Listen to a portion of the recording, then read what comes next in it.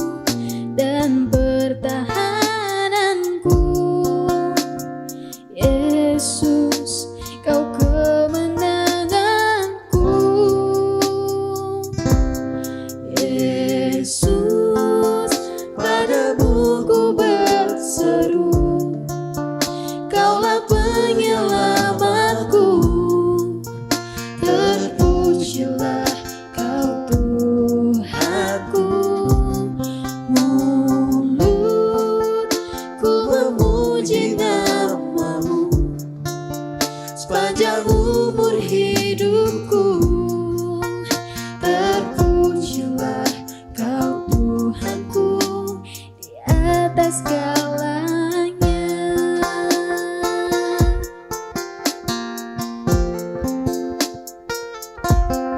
Kau Tuhan, penolong dalam hidupku. Ku percaya hanya kepadamu. Kau pegang tanganku dan tuntun langkahku. Yesus, kau perlindunganku. Kau Tuhan, kekuatan dalam hidupku, penolongku dalam kesesakan. Kau gunung batuku dan pertahananku. Yesus, kau kemenanganku. Yesus, padamu ku berseru. Kaulah penyelamatku. Terpujilah Kau Tuhanku. Mulut ku memuji namamu sepanjang umur hidupku. Terpujilah Kau Tuhanku di atas segalanya.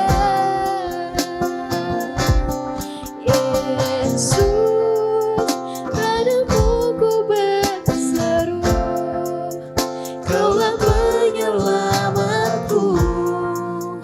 Terpujilah Kau Tuhanku. Mulutku memuji namamu sepanjang umur hidupku. Terpujilah Kau Tuhanku di atas segalanya.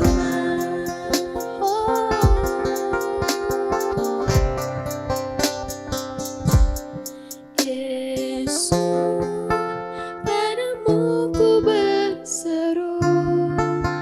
Kaulah penyelamatku. Terpujilah Kau Tuhanku. Mulutku memuji namamu sepanjang umur hidupku. Terpujilah Kau Tuhanku di atas segalanya. Terpujilah Kau Tuhanku di atas segalanya.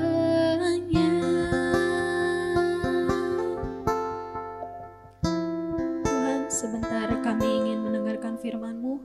Berkati hamba-Mu yang akan membawakan firman-Mu. Biarlah apa yang Ia ucapkan dapat menjadi rema dan dari setiap kami, ya Tuhan. Makasih ya Tuhan, dalam nama Tuhan Yesus kami berdoa, haleluya. Amin.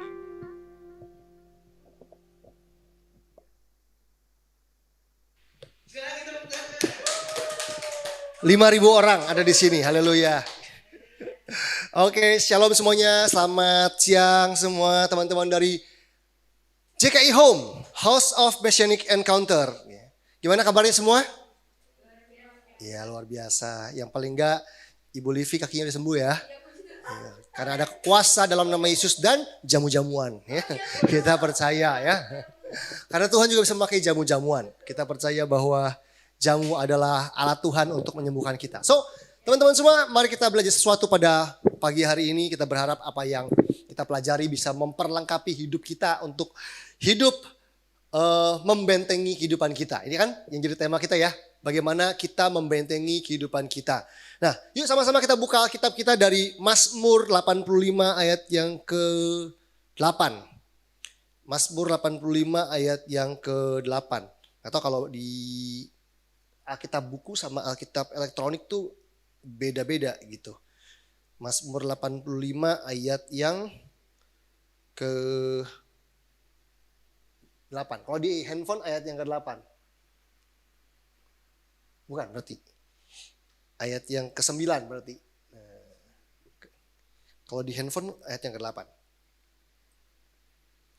Nah, oke ini dia. Mazmur 85 ayat yang ke-8. Firman Tuhan bilang begini. Aku mau mendengar apa yang hendak difirmankan Allah Tuhan. Bukankah ia hendak berbicara tentang damai kepada umatnya dan kepada orang-orang yang dikasihinya supaya jangan mereka kembali kepada kebodohan? Nah, hari ini saya mau bicara tentang kembali kepada kebodohan. Jadi salah satu hal yang perlu kita bentengi dalam kehidupan kita adalah kita perlu membentengi hidup kita supaya kita jangan kembali kepada kebodohan. Nah, teman-teman semua, kalau kita memperhatikan Mazmur 85, sebenarnya Mazmur 85 itu secara keseluruhan itu bicara soal pemulihan. Bicara soal pemulihan. Artinya adalah begini, Tuhan adalah Tuhan yang mengerjakan pemulihan dalam kehidupan kita. Kalau kita pernah mengalami hal-hal yang gak enak, pengalaman-pengalaman yang pahit, pengalaman-pengalaman yang menyakitkan, sesuatu dalam kehidupan kita mengalami kehancuran, kita mengalami sakit, atau kita punya masalah finansial, kita punya hubungan yang rusak, dan Tuhan memulihkan kita. Kita pasti mengucap syukur, amin. Kita pasti bersyukur untuk bilang, oh Tuhan terima kasih Engkau sudah memulihkan hidupku, Engkau sudah mengubah keadaan yang gak baik, kondisi yang gak baik, hati yang terluka, badan yang sakit. Tuhan pulihkan menjadi baik, menjadi baru, menjadi pulih, menjadi kembali dalam keadaan yang baik. Tentunya pemulihan adalah hatinya Tuhan buat kita, amin. Tuhan rindu memulihkan kita. Dia Tuhan bukan cuma rindu, dia sanggup memulihkan kita. Tetapi setelah kita dipulihkan, ini yang perlu kita perhatikan baik-baik. Tuhan mau kita mengerjakan pemulihan kita dan hidup dalam pemulihan tersebut dengan hidup yang maksimal. Kalau kita pernah mengalami masalah finansial, kalau kita pernah melakukan kebodohan-kebodohan, misalnya terjebak dalam hutang gitu ya, yang mencekik, yang memperbudak kehidupan kita dan kayaknya kita ngerasa gak enak banget ya punya utang. Aduh, keluarga gue tuh gak seneng banget deh punya utang, pokoknya menyiksa gitu. Begitu Tuhan menolong kita untuk pulih keluar dari kondisi yang banyak hutang, maka ini yang menjadi pesan Tuhan adalah jangan kembali pada kebodohan. Jangan kembali pada pola pikir yang salah, pada cara hidup yang salah yang bisa membawa kita kembali diperbudak sama hutang. Kan begitu kan? Kalau kita mengalami kehidupan yang jatuh bangun dalam dosa gitu ya, jatuh bangun dalam dosa terus akhirnya kita hidup dalam keterpurukan, rasa gak berharga, ngerasa jijik, ngerasa hancur hidupnya, terus Tuhan pulihkan kita. Tuhan mau supaya kita berjaga-jaga, membentengi hidup kita supaya kita jangan kembali kepada kebodohan. Ini sebuah pesan buat kita orang-orang yang sudah dipulihkan dan pernah dipulihkan sama Tuhan. Kita harus memasang rambu dalam kehidupan kita. Memasang rambu, tahu ya rambu ya. Sebuah pengingat buat kita supaya kita jangan sampai kembali kepada kebodohan. Karena hidup kita gitu ya, seiring kita terus-menerus dipulihkan, maju, mengalami kemajuan, dipromosi sama Tuhan, mengalami hal-hal baru, mengalami terobosan, mujizat, hidupnya lebih baik. Ada orang-orang yang tidak sadar bahwa iblis sebetulnya ingin menjebak kita supaya kita kembali pada perbudakan, kembali kepada kebodohan, supaya akhirnya kita balik pada apa yang dulu pernah kita dilepaskan dari situ. Nah, kita perlu tahu bahwa kalau bicara soal kebodohan, teman-teman semua, kebodohan itu nggak ngomongin soal IQ. IQ-nya rendah ya, nilainya jelek ya, waktu pelajaran di sekolah rapotnya. Kebodohan dalam Alkitab nggak bicara soal sekedar ngomongin soal otak. Nggak cuma soal bicara soal nilai di rapot kita atau nilai di ujian kita. Tetapi kebodohan bicara soal the state of character. Jadi ketika Alkitab bicara soal kebodohan, ada kisah tentang orang kaya yang bodoh, ada kisah tentang gadis yang bijaksana, gadis yang bodoh. Banyak kata bodoh dipakai dalam Alkitab itu mengacu pada the state of character. Artinya kebodohan bukan soal pengetahuan, bukan soal sekolah atau aku cuma lulusan SMA kan, belum pernah kuliah dan sebagainya. It's okay. Karena ada orang yang sampai S2, S3 kaya raya tapi tetap hidup dalam kebodohan, membuat keputusan yang bodoh yang mengakhirkan membawa pada penyesalan dan juga membawa pada kehancuran. Bahkan ada orang-orang yang dulunya berhasil mencapai kekayaan karena keputusan yang bodoh, dia bisa kehilangan semua yang ada dalam hidupnya dia. Ada orang-orang yang dari nol membangun pelayanan, teman-teman semua. Dan ketika dia sudah berhasil diberkati Tuhan dan berdampak, dia melakukan hal yang bodoh dan dia kehilangan semua yang sudah dia bangun. Jadi intinya bahwa kebodohan itu bicara soal karakter. The state of character, dan kebodohan itu adalah persoalan serius. Nah, saya ingin membahas dulu lebih dulu soal apa sih kebodohan itu gitu ya, arti katanya. Nah, saya nggak mau membuatnya simple hari ini, mau bikin sedikit rumit gitu ya, biar kelihatan pinter gitu ya, nggak kelihatan bodoh. Jadi saya ingin menggunakan beberapa kata dalam bahasa asing. Jadi saya akan menggunakan 3 kata dalam bahasa Ibrani dan 3 kata dalam bahasa Yunani, supaya kita punya gambaran. Kalau Alkitab nyebut kata bodoh itu artinya apa aja sih? Oke ya, ada 3 kata dalam bahasa Ibrani. Yang pertama kata evil. Evil dalam bahasa Ibrani, E-V-E-Y-L, evil. Evil itu artinya kira-kira begini, one who despises wisdom, orang yang mengabaikan, yang menepis hikmat, orang yang meremehkan hikmat, orang yang nggak mau diajar, orang yang meremehkan pengetahuan, itu orang yang bodoh. Jadi orang tuh kalau menganggap remeh hikmat, menganggap remeh nasihat, menganggap remeh pengetahuan, dia adalah orang yang bodoh. Makanya kebodohan adalah the state of character gitu ya. Even dia punya gelas S1, S2, S3, tapi kalau dia mengabaikan nasihat, hikmat, dia jadi orang yang bodoh. Evil. Yang kedua adalah kesil. K-E-S-I-Y-L. Kayak orang kesel gitu ya. Kesil gitu ya. Kalau tadi evil, kayak orang jahat, evil gitu ya. Jadi kesil. Kesil itu bicara soal the arrogant one. Seorang yang sombong dan arogan. Wow, ternyata ada hubungannya kesombongan dengan apa? Dengan kebodohan. Jadi orang yang sombong itu adalah orang yang nggak mau belajar dan nggak bisa diajar. Makanya kesombongan itu sangat dekat dengan kebodohan. Makanya kebodohan adalah soal the state of character. Yang ketiga, kata Ibrani yang ketiga adalah ba'ar gitu ya. Ba'ar. Ba'ar itu dalam bahasa Ibraninya tuh punya arti gini, burn. Burn itu apa ya? Membakar, terbakar, consume, to heat, panas, memanaskan. So ini hubungannya sama apa sih?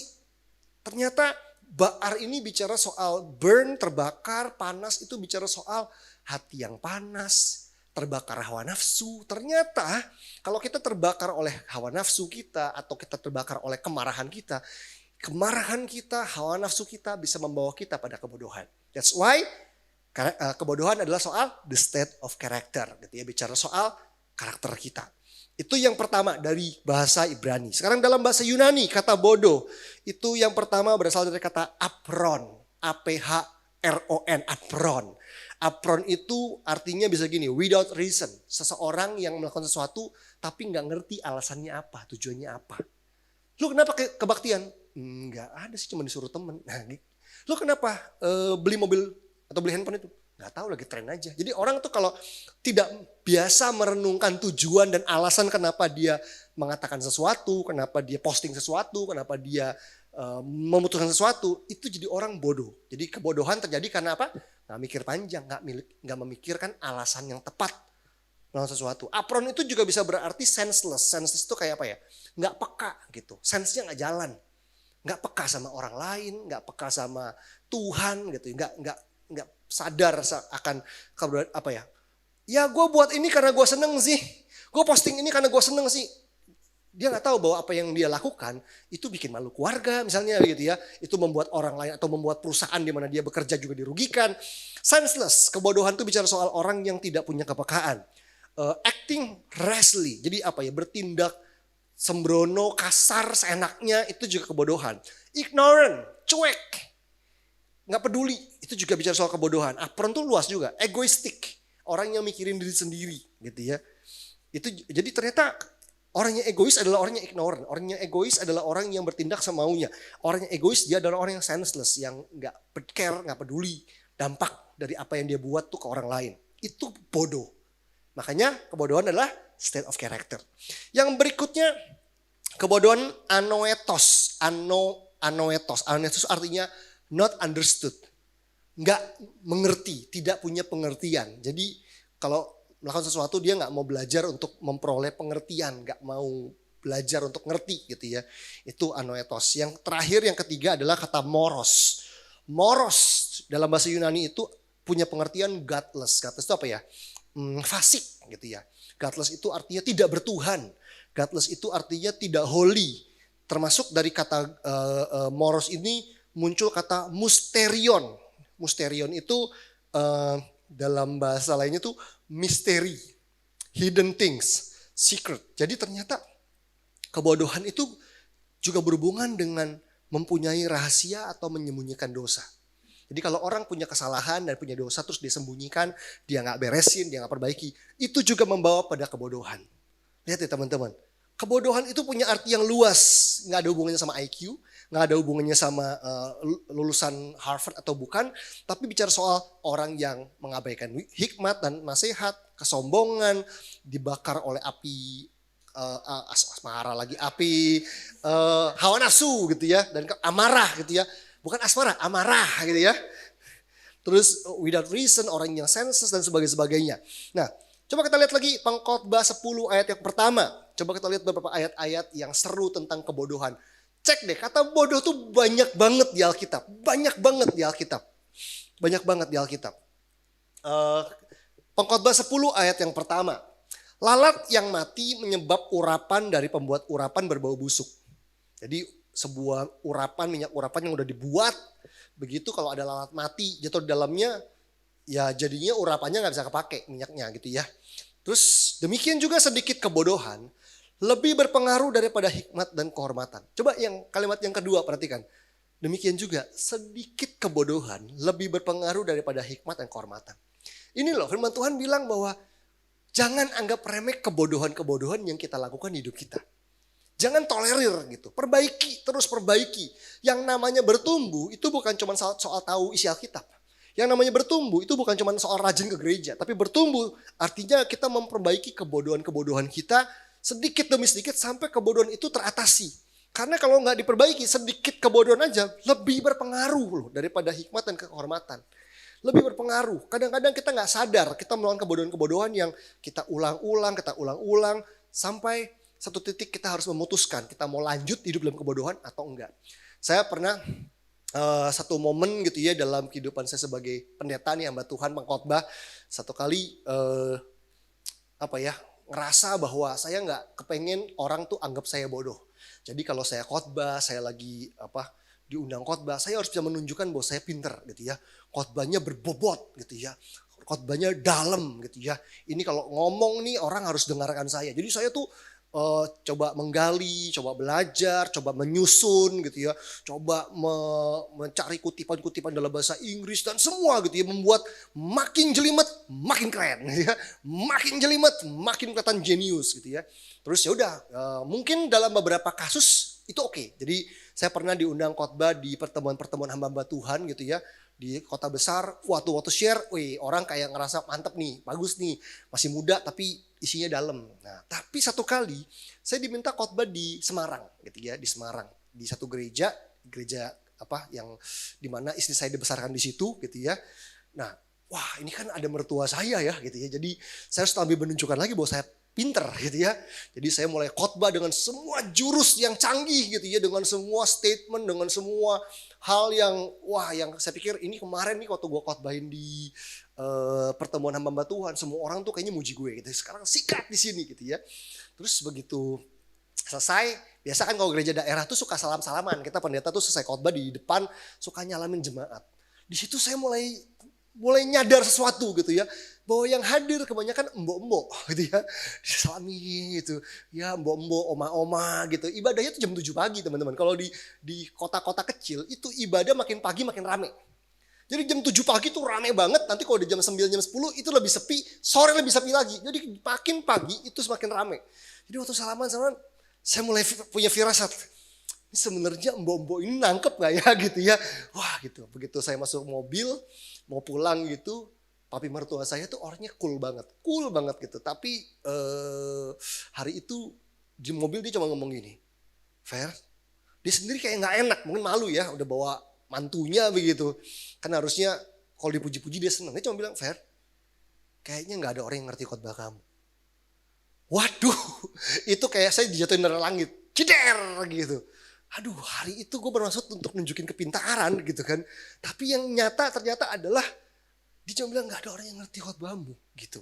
Ya lihat jemaat di sini deh gitu. Terus saya pikir iya ya, nunjukin diri saya pinter ternyata malah kelihatan bodoh gitu. Yang jadi pinter adalah ketika saya mampu mengkomunikasikan sebuah pesan yang orang tuh bisa ngerti, even mbok-mbok itu ngerti gitu. Wah, saya mulai belajar, terpukul kan. Saya pikir, oke, saya harus bisa belajar untuk bisa berkomunikasi dengan siapa saja. Baik dari isi materinya maupun juga cara penyampaiannya. Belum lama ini saya diundang khotbah, siang-siang khotbah di Kelapa Gading itu di ibadah pemulung, teman-teman. Ibadah pemulung tuh kalau ibadah rame loh. Heboh banget kalau nyanyi itu joget-joget kayak acara dahsyat gitu tuh gak? Kalau jemaat biasa gak ada jaim-jaimnya, wah teriak-teriak gitu. Waktu khotbah mereka tuh nyatet loh. Pakai buku tulis apa gitu nyatet sambil tuker-tukeran catatan gitu, ada yang ketinggalan poin gitu kan, terus tuker-tukeran gitu. Wih, semangat banget. Nah, saya udah berapa kali khotbah di situ tapi udah lama. Nah, kemarin datang lagi ke gereja itu, terus lihat masih sama nih gereja ini ya, ibadah pemulung gitu ya. Terus sekelebat saya lihat catatan khotbah saya gitu kan. Wah, ini materi ini nggak mudah-mudah banget loh, nggak gampang-gampang banget untuk dijelaskan. Biasanya saya menyampaikannya ke orang-orang yang lebih kotaan lah gitu. Ini harus menyampaikan jemaatnya pemulung gitu. Terus akhirnya saya mulai pikir, oke, saya harus mengubah cara menyampaikannya. Mungkin isi khotbahnya ya nggak apa-apa, ayatnya, poinnya udah pas lah. Tapi gimana cara nyampein ke para pemulung nih, terutama ibu-ibu gitu ya. Banyak kan ibu-ibu lah gitu. Terus ya udah saya mulai khotbah gitu ya. Dengan pokoknya ya ala-ala itu ya MC 17-an gitu ya. Pokoknya yang membuat kira-kira ini orang pada nangkep aja, bisa ngikutin lah gitu apa yang saya sampaikan gitu ya. Contoh-contohnya saya juga ubah, sesuaikan dan sebagainya. Selesai khotbah gitu, yuk mereka tuh rame loh. Amin, yes, nyatet segala macam gitu. Ya udah saya pulang, saya selesai, pamit gitu ya. Terus saya berpikir mau jalan kaki, mau ke mall gitu ya. Sebelahnya kan ada mall gitu. Jadi deh mau mampir mall dulu sebentar nih, ada yang mau saya beli gitu. Saya jalan kaki dari ruko itu ke arah mall begitu. Tiba-tiba ada satu ibu pemulung yang tadi ikut ibadah teriakin saya di pinggir jalan. Pak Pendeta gitu kan. Terus saya nengok kan gitu kan. Malu gitu kan, orang pada ngeliat ada Gojek gitu. Apa sih lihat nih ngapain nih teriak Pak Pendeta. Saya pakai masker, pakai jas gitu sambil bawa tentengan tek gitu ya. Terus saya nengok gitu. Terima kasih ya, khotbahnya bagus gitu. Saya tuh cuma terdiam loh hari itu, cuma bilang makasih ya Bu. Saya diem gitu sambil jalan pelan-pelan mikir. Seneng lah ya dipuji gitu ya. Tetapi hari itu yang muji saya bukan gembalanya loh. Yang muji saya ada satu ibu pemulung yang dia teriak dari pinggir jalan, niat banget gitu kan. Untuk bilang, Pak thank you ya, khotbahnya bagus. Nah saya bukan senang khotbahnya bagus, tapi saya bersyukur ya, Tuhan thank you ya, ibu itu ngerti. Orang kan kalau nggak ngerti kan nggak akan berubah ya nggak sih. Gerbang orang bisa berubah tuh ngerti dulu. Gimana mau dilakukan kalau ngerti aja enggak gitu kan. Di situ saya belajar bahwa ada banyak kebodohan-kebodohan yang kadang-kadang kita tuh nggak atasi dengan baik. Kita ngerasa nggak apa-apa lah gini aja lah, nggak apa-apa lah gini aja. Bicara soal mengelola uang, jangan salah deh. Saya hidup bertahun-tahun dengan mindset yang salah. Bahwa saya percaya Tuhan pasti menyediakan semua yang saya perlukan. Sampai saya nggak pernah nabung. Nggak pernah ngatur duit dengan benar. Pertama kali pacaran sama Fania berantem terus kenapa?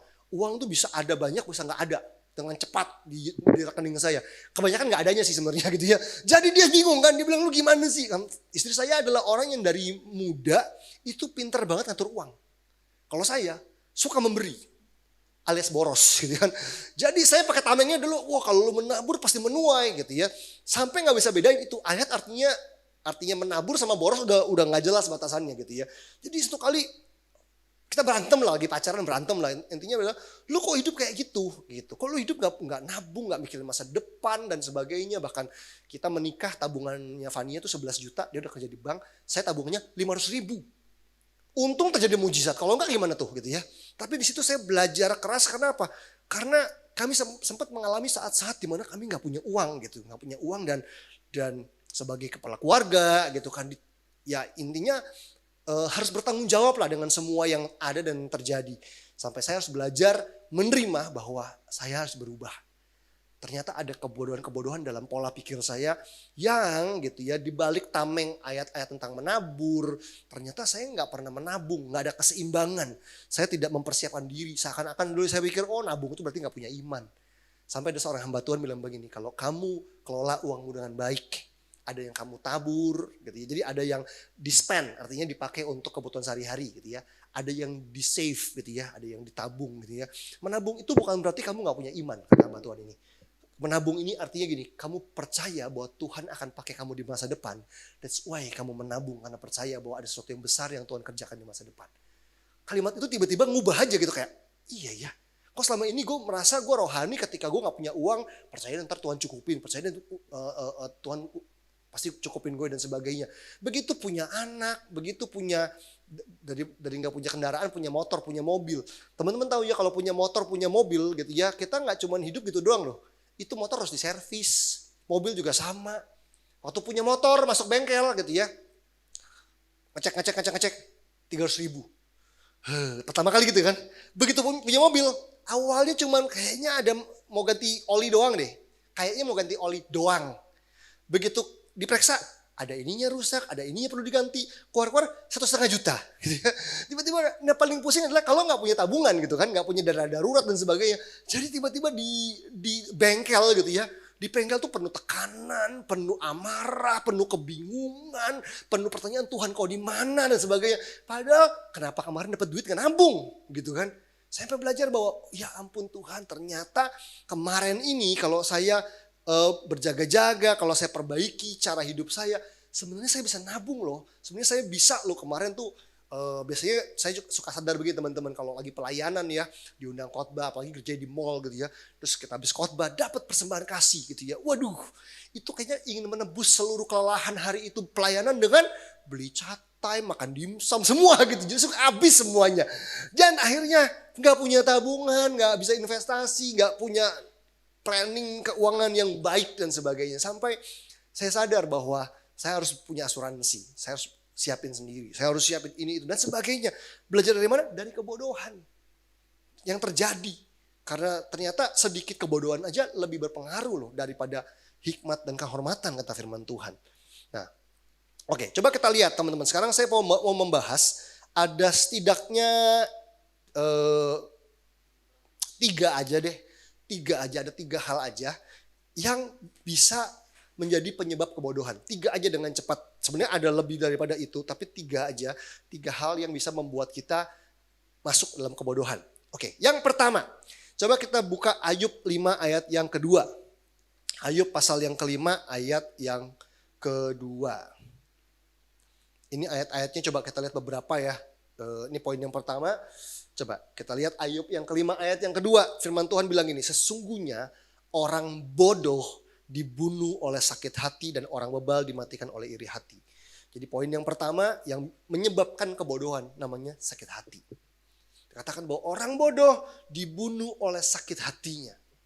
Saya kadang-kadang pikir gini ya, Tuhan sakit hati kan gak ada salahnya, namanya kita punya hati ya gak sih? Seperti lagunya Mita Lestari kan, aku masih punya hati gitu. Tapi karena kita punya hati, kita bisa sakit hati gitu ya.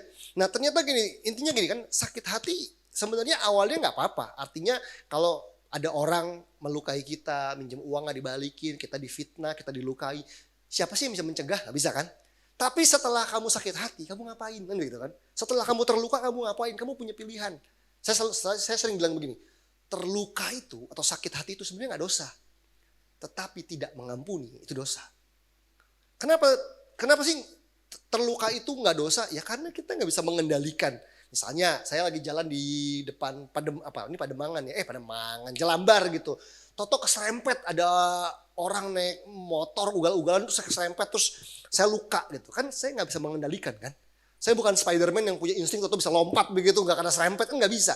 Ya terluka itu nggak selalu bisa mengendalikan. Kita nggak bisa selalu menjaga diri kita untuk nggak terluka.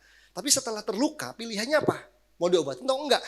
Setelah kamu sakit hati dan terluka kamu mau mengampuni atau enggak? Kenapa terluka itu nggak dosa dan tidak mengampuni dosa? Karena mengampuni itu firman Tuhan, itu perintah Tuhan. Kita diperintahkan untuk mengampuni. Jadi kalau kita tidak mau mengampuni, kita tidak mengikuti perintah. Kita tidak menaati perintah. Kita sedang memberontak terhadap perintah. Nah teman-teman, orang bodoh itu dibunuh oleh sakit hatinya. Saya mulai pikir-pikir kan gitu kan. Maksudnya sakit hati masa iya sih bikin orang bodoh. Bukannya orang tuh kalau bodoh mah bodoh aja gitu ya. Kalau sakit hati orang emang pinter jenius pinter aja gitu. Maksudnya apa sih? Nah coba kita lihat dulu ya ayat-ayatnya baru nanti kita bahas. Amsal 14. Amsal 14 ayat yang 17. Amsal 14 ayat yang ke-17. Amsal 14 ayat yang ke-17. Nah ini ngomongin sakit hati teman-teman, ngomongin kemarahan. Orang suka nyangka saya tuh nggak pernah marah. Saya suka dilihat, ih sabar ya gitu. Pastor Ferry ya kagak gitu ya. Apalagi setelah menikah saya lebih gak sabar gitu ya. Saya ketemu dengan pasangan hidup saya, orang yang punya karunia untuk menyingkapkan siapa saya sebenarnya gitu ya. Kalau dulu marah ya diemin aja, pendem aja. Tapi begitu punya pasangan, ternyata pasangan kita adalah membantu menyingkapkan siapa kita. Apalagi ada anak, tambah lagi ya. Jadi ternyata orang terdekat kita adalah alatnya Tuhan untuk menyingkapkan apa yang ada di dalam kita. Ternyata saya orangnya pemarah loh gitu. Mudah sakit hati loh dan sebagainya. Amsal 14:17 bilang apa? Siapa lekas naik darah berlaku bodoh, tetapi orang bijaksana bersabar. Firman Tuhan bilang dengan jelas apa? Siapa lekas naik darah. Kalau cepet naik darah, cepet marah, dia berlaku bodoh. Terus dibilang apa? Tetapi orang yang bijaksana bersabar. Jadi kunci untuk bisa bijaksana itu adalah kesabaran. Tapi kunci untuk kebodohan adalah cepat marah, cepat naik darah. Terus ayat berikutnya, Amsal 20 ayat yang ketiga. Amsal 20 ayat yang ketiga bilang begini, terhormatlah seseorang, Amsal 20 ayat yang ketiga, terhormatlah seseorang jika ia menjauhi perbantahan. Ternyata orang tuh kalau menjauhi perbantahan, menjauhi keributan dia terhormat gitu ya. Nggak cari-cari musuh gitu. Tetapi setiap orang bodoh membiarkan amarahnya meledak. Saya nggak tahu saya pernah cerita di sini nggak sih waktu awal menikah. Saya sering berantem sama istri saya. Sekarang udah 11 tahun menikah kan. Awal menikah tuh lebih intens lah. 3 tahun pertama tuh seru banget berantemnya gitu ya. Dan saya sampai bilang begini sama istri saya. Lu tuh hebat ya, lu luar biasa ya. Lu orang pertama dan satu-satunya yang bisa buat gue marah gitu ya. Dan marahnya saya tuh bisa pukul pintu gitu. Pak gitu ya. Terus yang paling luar biasa adalah mama saya kirimin sore-sore kita pulang kerja, kita dikasih makanan rantangan gitu. Rantangnya bukan rantang besi, rantang plastik yang gede gitu ya, yang mereknya Lion Star gitu ya. Tahu gak sih Lion Star gitu, 3 susun kan agak lebar-lebar tuh, jadi nasinya banyak, sop gitu ya. Nasi, sop, tahu tempe lah kira-kira. Itu sampai saya pukul loh. Saya sering marah sama istri saya. Saya tuh gak pernah mukul istri, gak pernah mukul perempuan, tapi mukulnya benda, tembok, bengkak tangannya gitu ya. Mukul kursi sama mukul rantang. Itu rantang saya pukul. Bah gitu ya. Kan nunjukin ego dong, untuk nunjukin bahwa lu gak bisa ngomong kayak gitu. Gue juga marah kalau lo gitu-gitu. Duar gitu kan.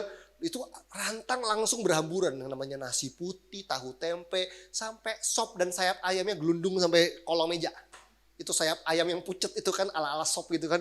Wah berantakan. Saya ngerasa bahwa ini gue gitu ya. Tapi begitu amarahnya pelan-pelan reda, saya tiba-tiba ngerasa bersalah loh. Gue pendeta, khotbah gitu ya. Ngajar kebenaran. Ini seandainya orang-orang yang gue pimpin lihat ini semua, apa kabar mereka semua? Mereka jangan-jangan keluar dari gereja, gak mau kalau dipimpin sama pendeta kayak begini yang gak bisa punya penguasaan diri dalam hal kemarahan. Dan apa yang saya buat? Ketika saya marah, kata-kata bodoh, tindakan bodoh. Sampai Fanny satu kali nangis gitu ya, cuma bilang bahwa udah selesai berantem nih. Dia cuma bilang, boleh gak kamu minta maaf? Dia peluk tangan saya. Kenapa? Saya takut banget loh kamu marah. Istri saya tuh orangnya beranian teman-teman. Beranian, gak takut. Tapi waktu saya marah dia gak takut gitu. Berarti kan saya udah kayak Hulk gitu ya. Hijau, wah gitu ya. Dia peluk, boleh gak kamu say sorry sama saya? Saya tuh takut loh. Dia padahal gak takut apapun. Di situ saya, ya biasa kan. Cowok ingin menunjukkan bahwa gue gak bisa ditindas. Gue akan teriak, gue akan buat apa aja untuk membuat lu berhenti ngomong dan sebagainya gitu kan. Nah, tapi ternyata itu salah. Itu kebodohan yang demi kebodohan yang saya lakukan. Dan akhirnya sampai belajar bahwa saya harus berhenti dengan ini semua. Saya harus berhenti untuk menyelesaikan dengan cara, kalau Fania marah, saya marah lebih keras untuk membuat dia berhenti marah. Ternyata itu bukan hal yang berkenan di hadapan Tuhan, dan itu justru menciptakan kebodohan demi kebodohan teman-teman semua. Dan kenapa tadi sakit hati sama kebodohan itu hubungannya di mana? Ternyata di sini hubungannya. Orang yang sakit hati, orang yang lagi marah, coba cek di dimanapun. Orang yang lagi marah itu gak siap belajar dan gak siap diajar. Coba cek dimanapun. Meskipun pendapatnya Fania bener nih, istri saya lagi ngomongin bener. Kalau saya lagi marah, ego lagi tinggi, gak mau tahu, gue gak peduli lo ngomong apa. Sama. Padahal yang dikasih ke saya tuh hal yang bener, hal yang baik kan. Coba lu hitung, coba lu pikir, dia kan kalau gini-gini gak bisa. Gue gak mau tahu, lu gak peduli, bodoh dan sebagainya. Tahu gak? Bayangin kalau orang menyimpan kepahitan bertahun-tahun. Ada satu teman saya satu kali kita mau janjian di sebuah mall gitu ya. Terus tiba-tiba dia bilang gini, gue gak mau ke mall itu ah. Bisa pindah mall gak? Saya tanya, kenapa? Kejauhan? Enggak. Gue benci sama owner mallnya.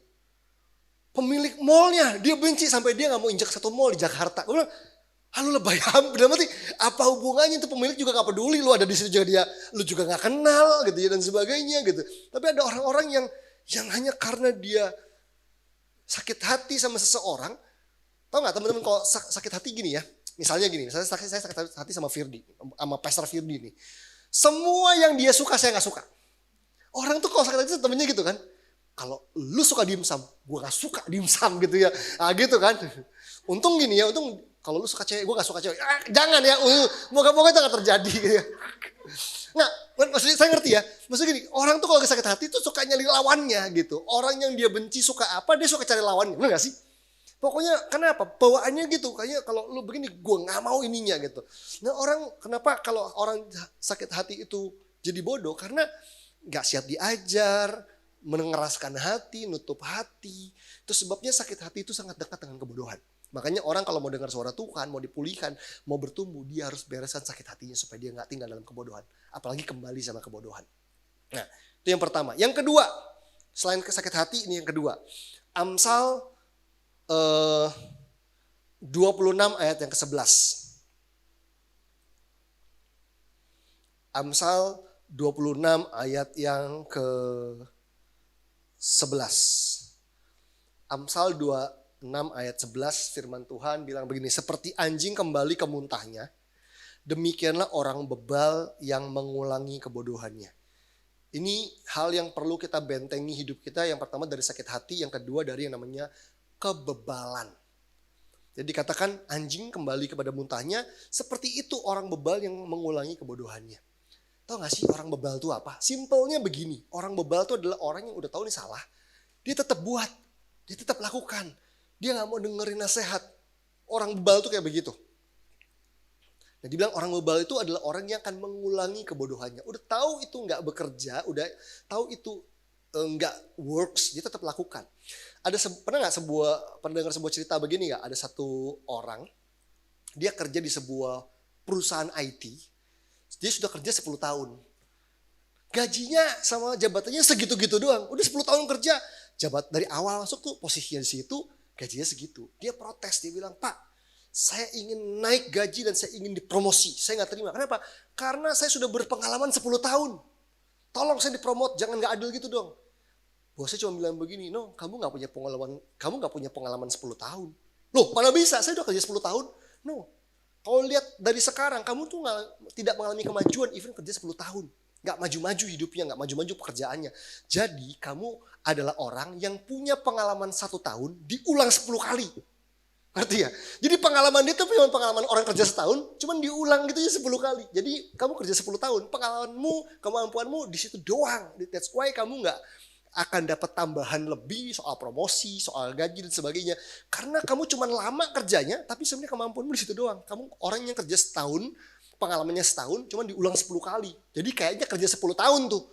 Tapi pengalamannya nggak 10 tahun, cuma pengalaman setahun doang sebenarnya.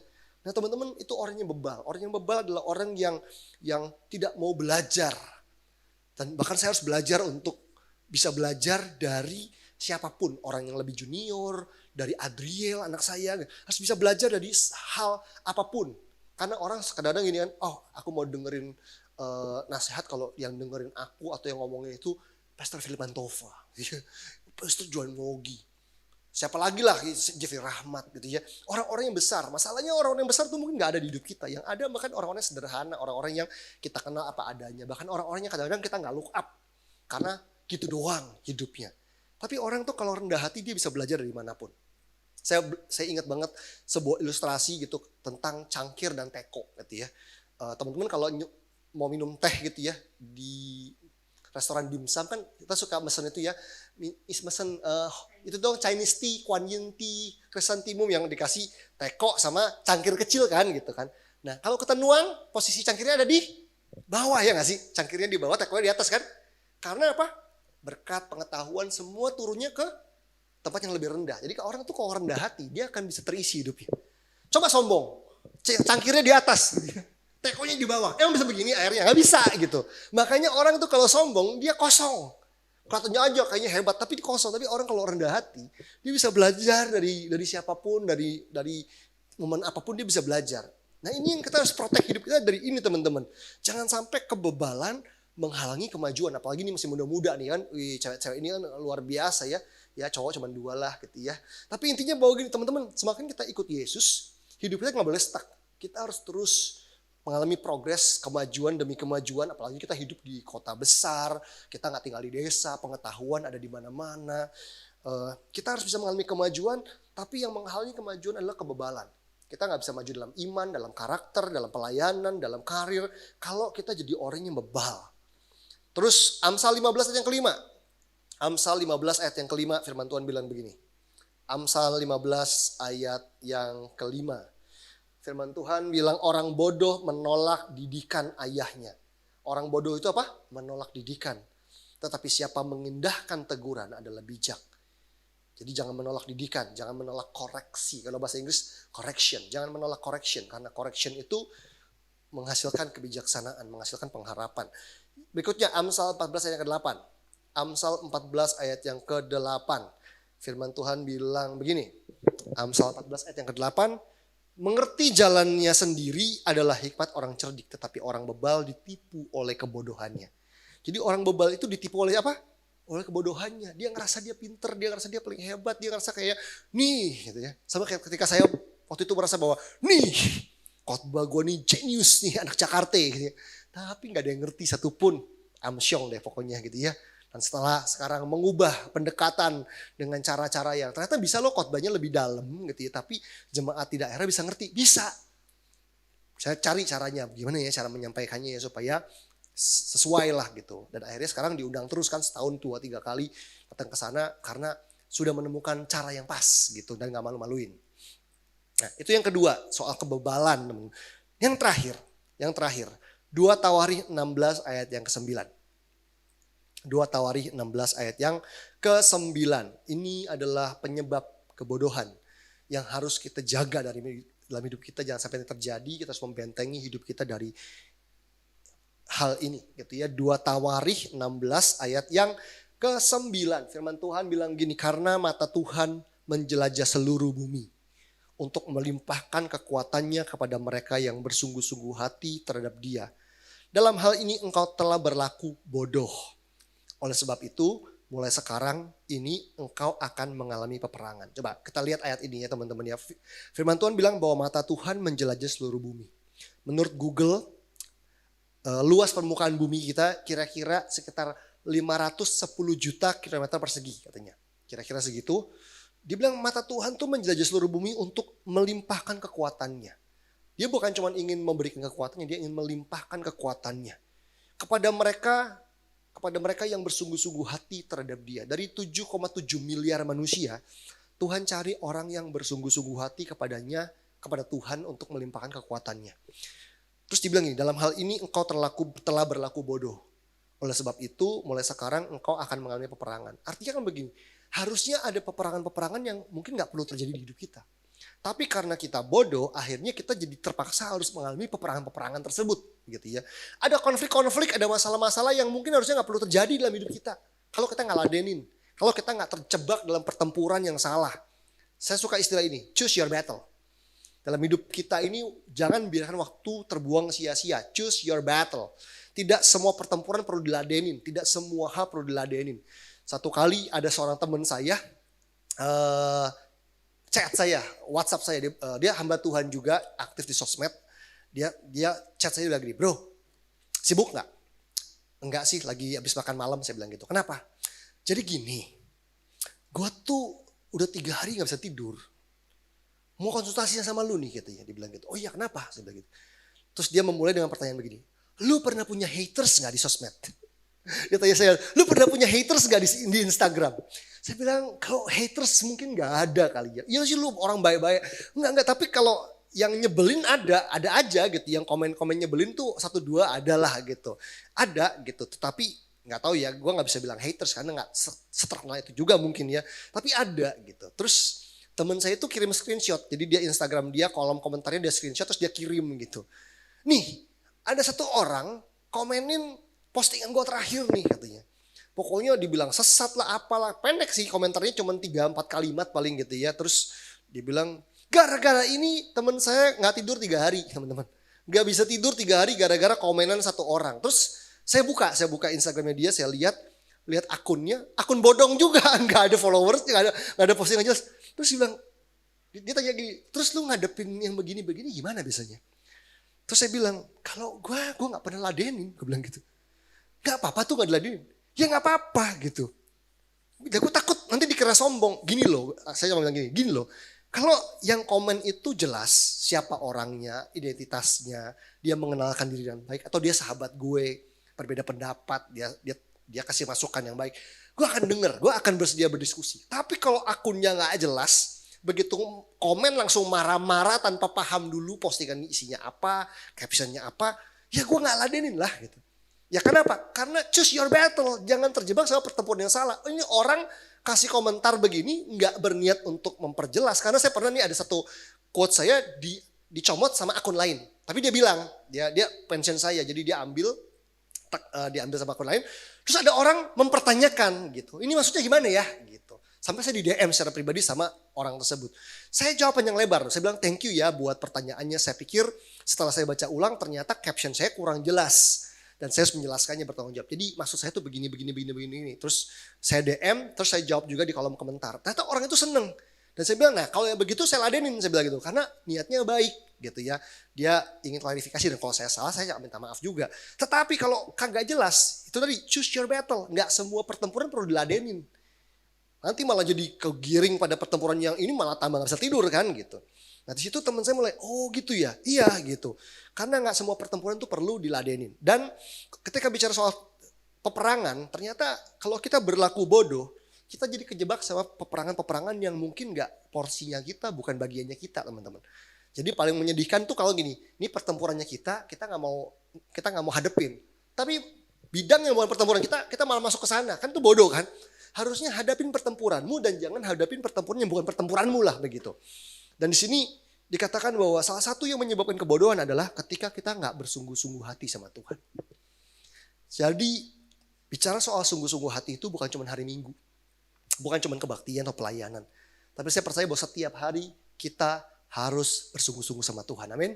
Di rumah, di sekolah, di kampus, di pekerjaan. Yuk sungguh-sungguh sama Tuhan. Orang yang bersungguh-sungguh sama Tuhan adalah orang yang menghormati Tuhan dalam segala hal. Orang yang bersungguh-sungguh sama Tuhan adalah orang yang selalu memulai harinya bersama dengan Tuhan dan menghormati firman Tuhan. Orang yang bersungguh-sungguh sama Tuhan adalah orang yang kalau membuat keputusan gak asal. Dia akan mempertimbangkannya baik-baik apakah dia melanggar firman Tuhan atau enggak. Dia akan mendoakannya, dia akan minta waktu sama orang, tunggu gue gak bisa mutusin sekarang. Boleh gak gue berdoa dulu seminggu dan sebagainya. Teman-teman saya percaya bahwa kalau kita bersungguh-sungguh sama Tuhan, hati kita sepenuhnya buat Tuhan, maka akan terhindar dari kebodohan-kebodohan. Kita akan terhindar dari banyak kebodohan yang terjadi deh. Gitu. Kerasa deh kalau kita lagi menjauh sama Tuhan, banyak banget kebodohan yang gampang terjadi dan kita lakukan. Tapi waktu kita bersungguh-sungguh sama Tuhan, kita serius sama Tuhan, kita menghormati kehadiran Tuhan dimanapun dan kapanpun, saya percaya bahwa kita akan jadi orang yang terhindar dari kebodohan. Kita bisa membentengi hidup kita dari kebodohan. Satu kali saya mendengar sharing dari mamanya dari Pastor Jeffrey Rahmat. Ini waktu saya masih muda. Mamanya namanya Tante Giok. Itu pernah share membahas soal Yusuf gitu ya. Dia Tante Giok satu kali bilang begini bahwa dalam hidup kita yang paling penting itu takut akan Allah. Dia share simple banget gitu ya. Mamanya Pastor Jeffrey itu gak pernah khotbah teman-teman. Bukan pengkhotbah. Tapi dia satu kali share di tengah-tengah anak-anak muda lagi ngumpul di rumahnya. Yang paling penting itu hidup tuh takut akan Tuhan. Kenapa? Karena ada momennya kita tuh kayak Yusuf gitu. Maksudnya gini, memang ada kalanya kita mau buat sesuatu nih yang salah, takut ketahuan ya. Aduh kalau gue ambil duit ini ketahuan nanti, ntar gue di penjara, ntar gue dimusuhin, nanti gue disidang. Aduh kalau gue selingkuh ketahuan nanti gue dimaki-maki sama pasangan gue dan sebagainya. Nah tapi pertanyaannya begini, saat kita dapat sebuah kesempatan atau godaan yang hari itu kalau kita buat, kalau kita masuk ke dalamnya, nggak ada orang yang tahu gimana. Ada sebuah kesempatan untuk mencuri uang dan hari itu kita bisa yakin nggak ada yang tahu nih kalau gue lakukan ini. Atau ketidaksetiaan dengan pasangan, hari ini kalau gue maju nih nggak ada yang tahu. lagi di luar kota sendirian misalnya dan sebagainya. Gimana? Nah di situ Tante Giok cuma bilang begini bahwa salah satu-satunya hal yang bisa mencegah kita berbuat dosa adalah kalau kita punya the fear of the Lord. Takut akan Tuhan. Nah orang yang sungguh-sungguh sama Tuhan adalah orang yang punya takut akan Tuhan. Artinya gini, kita gak bikin dosa karena takut ketahuan. Kita gak bikin dosa karena kita takut akan Tuhan. Apa sih takut akan Tuhan? Takut kehilangan Tuhan. Takut kehilangan rencananya. Takut kehilangan hadiratnya dalam kehidupan kita. Saya berkali-kali ada di luar kota tanpa istri saya, tanpa Fania. Fania juga berkali-kali juga ada di Jakarta tanpa kehadiran saya. Apa yang menjaga kita? Kita melatih yang namanya the fear of the Lord. Takut akan Allah itu harus dilatih dalam hidup kita supaya sekalipun saya gak ketahuan, saya tetap gak buat dosa. Sekalipun saya gak ketahuan, saya tidak melakukan hal yang gak benar, yang mendukakan hati Tuhan. Karena meskipun orang lain gak lihat, pasangan gue gak lihat, tapi kan ada Tuhan yang tinggal dalam gue, kan gitu kan. Itu harus dibangun, itu yang namanya kesungguhan hati. Itu yang namanya kesungguhan hati dan kesungguhan hati ini akan mencegah kita dari hal-hal yang bodoh yang bakal kita sesali dalam hidup kita teman-teman. Nah, bicara soal kebodohan gitu ya, ini untuk menutup semua yang saya bagikan pada hari ini. Setiap kali saya khotbah tentang kebodohan ini, setiap kali saya punya peluang untuk membahas tentang tema ini, saya teringat sama seorang sahabat saya. Saya pernah punya satu sahabat yang sangat dekat. Sahabat yang di masa muda kami sama-sama dipakai Tuhan. Kami usia belasan tahun nih masuk sekolah teologi. Kami sama-sama berdoa bilang, Tuhan pakai kami buat generasi ini. Itu doanya bareng-bareng lah kira-kira sama teman saya ini. Nah masalahnya teman saya ini tuh berapa step lebih maju dari saya zaman itu. Umur kami sama, cuma beda sebulan. Saya lebih tua sebulan doang gitu. Tapi dia lebih maju. Dari umur belasan tahun, sahabat saya ini udah KKR keliling Jawa. Diajak gitu ya sama mentornya keliling Jawa. Doain orang sakit. Sampai orang yang matanya cuma ada putih doang. Didoain sama dia. Nih dia masih umur 17-an tahun kali ya, masih SMA. Itu itemnya keluar loh. Jadi teman saya ini dipakai Tuhan dahsyat banget dalam pelayanan. Terus waktu kuliah gitu ya. Waktu pelajaran homiletics berkhotbah. Saya ngeliat dia mah. Gila dia sih paling gape satu angkatan kali ya. Saya bahkan belajar dari dia. Khotbah tuh harus begini ya gitu. Saya tiru beberapa stylenya dia hari itu. Karena saya benar-benar sampai saya lulus 2004. Saya lulus sekolah teologi. Saya gak bisa khotbah loh. Dan dia tuh udah khotbah dari umur belasan tahun. 16-17 tahun udah KKR di Jawa. Terus kenal hamba Tuhan. Aduh dia cerita gue ketemu pendeta ini. Gue gak kenal siapa-siapa gitu kayak.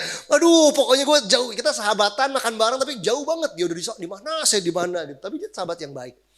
Pokoknya sampai dia menikah, saya juga menikah, kita duduk bareng-bareng satu kali di rumahnya dia ngobrol-ngobrol. Seru ya, kita punya pasangan dari single sampai kita punya istri masing-masing gitu. Sama teman-teman yang lain kita pelayanan bareng tuh wow banget ya, gak nyangka ya. Sampai satu ketika saya dapat kabar dari salah satu jemaat dari teman saya ini di luar negeri. Dia mengembalakan di luar negeri. Kebetulan jemaatnya dia itu anak rohani saya. Jadi saya punya anak rohani yang pergi ke kota tersebut, ke negara tersebut. Berjemaat di situ, dia kontak saya, dia bilang, Pastor, lu tahu nggak temen lu nih gembalanya kita hilang dari gereja. Kita kan bingung kan, yang biasanya hilang kan domba, ini gembalanya hilang. Bayangin nggak gereja ada jemaatnya gembalanya nggak ada, kan kita juga bingung. Saya tanya, saya waktu itu lagi di Jepang, lagi liburan di Jepang, lagi malam mau tidur di sebuah kamar yang kayak kamarnya Nobita begitu kan, nyewa kamar di Airbnb. Terus, what? Maksudnya gimana sih? Saya bilang gitu, beneran. Gembala kita tuh gak pernah muncul lagi, hilang, semua bingung menatuannya. Wah, saya coba kontak teman saya.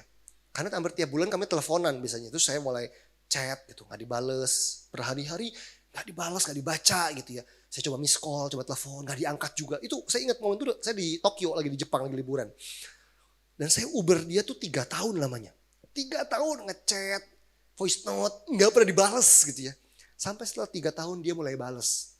Tiba-tiba aja dia balas, bro kabar gue baik, sekarang gue udah gak tinggal di kota ini, gue tinggal di satu kota kecil banget yang ada di Indonesia. Wah, saya waktu dibalas seneng, tapi gak berani nanya macam-macam. Takutnya setelah saya nanya macam-macam, dia mutus hubungan lagi kan, mutus komunikasi lagi. Saya pikir, tahan dulu deh. Dan saya gak tahu apa yang terjadi sama dia. Sampai satu kali saya dapat update dari teman-teman terdekat, dari orang-orang di gerejanya diceritain. Intinya sahabat saya ini adalah orang yang baik sebenarnya. tapi ngalamin tekanan dari banyak hal, dari keluarga, dari mana gitu ya, yang membuat dia satu titik gak tahan dan dia melakukan hal yang bodoh. Dia kembali kepada kebodohannya, dia masuk terjebak pada perselingkuhan, dosa seksual dan judi gitu ya. Judi gitu ya. Itu benar-benar menghancurkan saudara-saudara. Wah, itu hancur benar-benar. Padahal teman-temannya waktu itu orang-orang di gerejanya tahu. Orang-orang di gereja itu pengen tolong loh. Pengen bantu bayarin utangnya, pengen bantu nyelamatin keluarganya. Tapi again, orang tuh kalau udah kayak gitu, udah jatuh ketimpa tangga, ke seruduk bemo, nyemplung got, udah tahu udah beruntun gitu, gak mau ditolong. Jadi paling bahaya tuh orang kalau udah jatuh mau ditolong ditepis tangannya orang-orang, gak mau, udah gak usah tolong gue, dan dia terjerembab makin jauh gitu ya, kayak lagu aku terjatuh dan tak bisa bangkit lagi. Sebenarnya bisa, tapi menolak dan akhirnya apa yang terjadi? Dia ceraikan istrinya, dia tinggalkan anak-anaknya, dia tinggalkan pengembalaannya, dia menikah sama orang lain. Aduh, kalau dengar ceritanya mah gampang ya. Kalau kita kenal orangnya, saya bersahabat sama dia bertahun-tahun, ngobrol bareng, ngobrol heart to heart, tinggal hotel bareng zaman-zaman kita pelayanan. Aduh gitu ya. Dengar itu tuh ngancurin hati saya banget. Saya dengar ceritanya hancur. Fania aja yang kenal setelah kami pacaran gitu ya, nggak sedalam saya. Itu dengar ceritanya nangis. Istri saya nangis dengar cerita itu sampai nangis. Dia kok bisa kayak gitu ya, gitu. Nangis. Saya cuma berkaca-kaca doang, istri saya udah nangis dengar kisah itu gitu ya. Ini yang terjadi sama sahabat saya dan sebagainya. Saya setiap kali ingat ini nih adalah saya ingat itu. Ada orang yang harusnya gitu ya, dipakai Tuhan dahsyat banget dalam banyak hal. Tapi ada satu momen hidupnya di-trigger gitu ya. Ada hal yang dia gak jaga, dia gak bentengin hidupnya gitu ya. Dia punya mentor. Tapi mungkin gak semua area dia buka sama mentornya dia untuk bisa diberesin. Dia punya masalah dipendam sendiri, ditutupin sendiri. Satu kali iblis tinggal pencet, dar meledak. Dan gak ada yang tahu, kaget semuanya. Kita pikir dia fine-fine aja, dia pikir dia baik-baik aja. Kita pikir semua dia dahsyat-dahsyat aja. Ternyata dia lebih rapuh dari yang kita bayangkan. Dan sampai hari ini ya dia balik ke gereja, tapi dia nggak pelayanan, maksudnya nggak bisa khotbah kayak dulu lagi. Dia cuma bilang ya sometimes gue cuma lihat di YouTube, mungkin dia ngelihat siapanya temennya gitu, udah dipakai Tuhan ya lagi khotbah ya, harusnya kan gue di situ, tapi gue udah ngancurin semuanya. Teman-teman, saya percaya sebenarnya nggak ada hal yang Tuhan nggak bisa pulihkan, tapi semua ada harganya kan untuk dipulihkan. Tapi dengan apa yang kita pelajari hari ini, yuk bentengi hidup kita hari-hari ini. Serius untuk jaga bentengi hidup kita. Karena ada kalanya keputusan bodoh yang kita buat, itu akan membawa penyesalan yang dalam banget. Dalam banget. Bahkan ada orang-orang yang kalau mau putar balik, bukannya gak bisa. Bisa, pasti bisa kalau mau putar balik, mau memperbaiki semuanya bisa. Tapi harganya tuh terlalu mahal untuk kembali, untuk pulih, untuk balik. Nah seringkali orang gak siap bayarnya. Malu, udah terlanjur. Udah berantakan, hancur semuanya, gimana cara beresin semuanya. Tapi yang terbaik adalah kalau bisa jangan pernah buat hal bodoh yang bakal kita sesali. Seperti kata pepatah begini, kalau kita ada di pinggir jurang nih, mendingan kamu bikin pagar di pinggir jurang yang ngejagain kamu daripada nyiapin ambulan di bawah jurang. Udah nyungsep duluan baru nyari ambulan. Ini udah patah-patah dulu. Syukur-syukur hidup. Kalau nggak hidup gimana? Tapi mendingan jadiin pagar di atas jurang. Artinya mendingan ada orang yang jagain kamu, mendingan ada komunitas, mendingan ada orang yang bicara keras sama kamu di atas sini untuk nyegah kamu jatuh daripada kamu terjun dan baru ditolong di bawah. Karena ini lebih mahal harganya.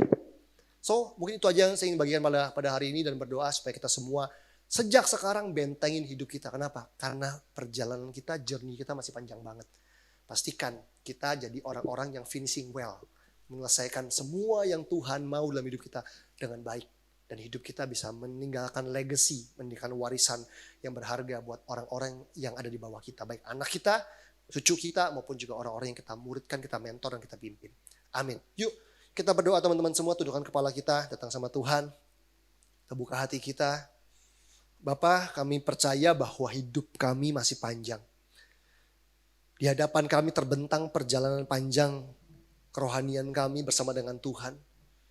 Masih ada puluhan tahun ke depan yang bakal kami lewatin kalau kami dipercaya untuk masih hidup di bumi ini, di dunia ini.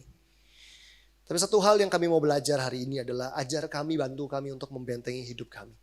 Kami percaya bahwa Tuhanlah kota benteng kami. Engkaulah benteng pertahanan kami. Tapi bukan berarti kami boleh hidup sembarangan. Karena kami percaya Tuhan adalah kota benteng kami. Ajar kami jadi orang yang lembut. Punya hati yang lembut untuk diarahkan, untuk ditegur, untuk dikoreksi. Tidak menjadi bebal.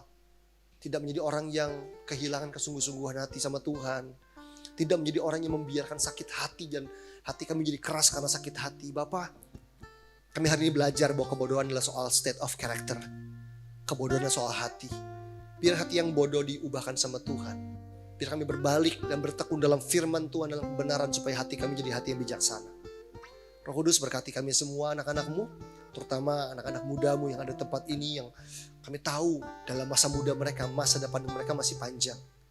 Kami gak pernah tahu di tengah jalan ada terjadi apa. Pastikan kami terhindar dari setiap kebodohan-kebodohan yang bakal kami sesali. Dan kalaupun di antara kami ada yang terjerembab, yang terjebak, masuk pada tindakan dan keputusan yang bodoh, dan terpaksa kami harus menyesali apa yang terjadi. Minta anugerah-Mu Tuhan untuk memampukan kami untuk kembali kepadamu, untuk kembali kepada jalan yang benar, membayar harganya untuk kembali dipulihkan. Dan Tuhan menjaga kami dengan roh yang teguh dan hati yang teguh supaya kami tidak kembali pada kebodohan. Terima kasih Roh Kudus. Ajar kami punya hati yang senantiasa menghormati Tuhan dalam segala sesuatu. Ajar kami punya hati yang takut akan Allah, takut kehilangan hadirat Tuhan, takut kehilangan rencana Tuhan, takut melukai hati Tuhan. Tapi sebaliknya kami jadi orang yang jatuh cinta sama Tuhan Yesus lebih dan lebih lagi. Terima kasih Bapa di surga. Terima kasih dalam nama Yesus Kristus kami berdoa dan mengucap syukur. Haleluya. Amin. Mari kita angkat roti di tangan kanan kita. Sebab apa yang telah kuteruskan kepadamu telah aku terima dari Tuhan, yaitu bahwa Tuhan Yesus pada malam waktu ia diserahkan, ia mengambil roti dan sudah itu ia mengucap syukur atasnya. Ia memecah-mecahkannya dan berkata, inilah tubuhku yang diserahkan bagi kamu. Perbuatlah ini menjadi peringatan akan aku. Yang percaya kalau roti di tangan kita ini adalah lambang persekutuan kita dengan tubuh Kristus, kita makan dalam nama Tuhan Yesus.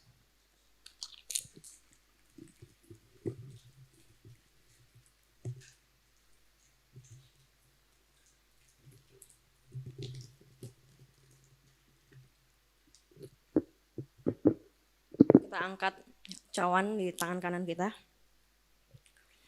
Demikian juga ia mengambil cawan sudah makan lalu berkata, cawan ini adalah perjanjian baru yang dimateraikan oleh darahku. Perbuatlah ini setiap kali kamu meminumnya menjadi peringatan akan aku. Yang percaya kalau anggur di tangan kita ini adalah lambang persekutuan kita dengan darah Kristus, kita minum dalam nama Tuhan Yesus.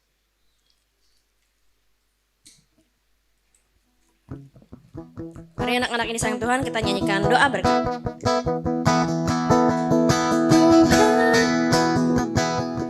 Memberkatimu,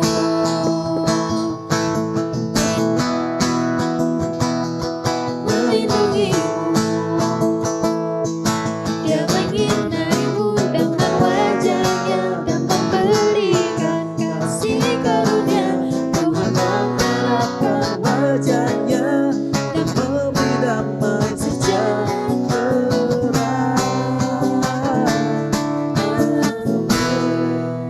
Happy Sunday.